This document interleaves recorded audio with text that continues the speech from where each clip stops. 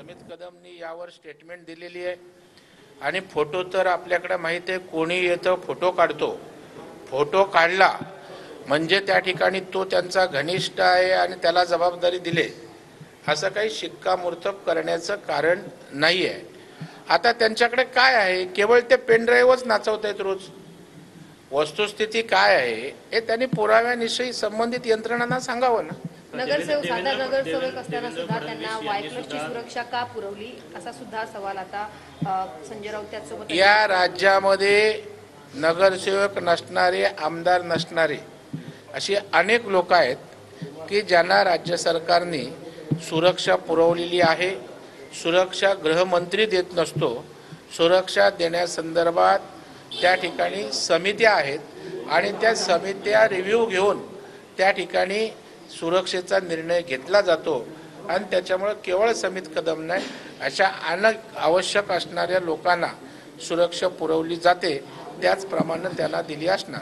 संजय राऊतांनी असं देखील म्हणलं की महाराष्ट्रामध्ये सुरक्षा वाऱ्यावर वाटली जाते, ही सुरक्षितताना कोणतेही निकष तपासले जात नाही गृहमंत्र्यांवर। नाही, मला वाटतं संजय राऊतांना सुरक्षा पाहिजे, ती त्यांना मिळत नाही, म्हणून कदाचित पोटदुखीतनं किंवा तशा प्रकारच्या भूमिकेतनं संजय राऊतांचं वक्तव्य ते आलं असावं।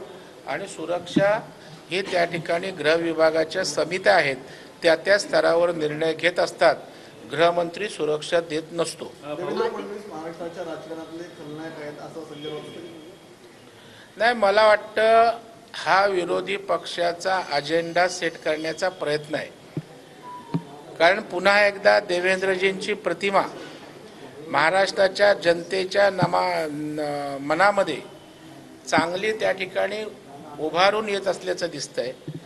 पुन्हा महाराष्ट्रातील जनता देवेंद्रजींना त्या ठिकाणी त्याच पद्धतीनं महाराष्ट्राचा लोकप्रिय नेता म्हणून पाहायला लागले आणि त्याच्यामुळे त्यांना खलनायक बनवण्याचा जो त्या काही अजेंडा आहे तो सक्सेस होत नाही असं दिसतं।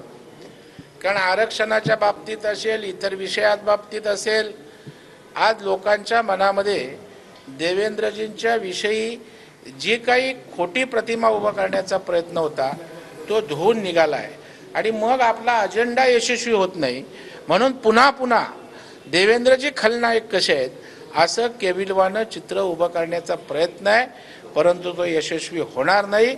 आपलं फेक नॅरेटिव्ह, आपला अजेंडा आता लोक त्या ठिकाणी धुवून काढतील। देवेंद्र फडणवीस यांनी 24 तारखेला असं म्हटलं होतं की अनिल देशमुख जर असं वारंवार आरोप करत असतील तर त्यांच्या सुद्धा काही गोष्टी माझ्याकडे आहेत, त्या मी बाहेर काढेन। अनिल देशमुखांनी जवळजवळ 4 वेळा आता आरोप केले आहेत, कुठेतरी ही वेळ आली आहे का आता हे सगळं बाहेर काढण्याची?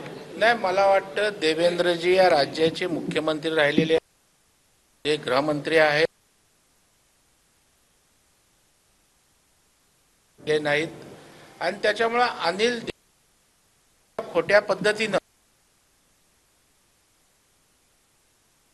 शेवटी त्यांनाही या संदर्भामध्ये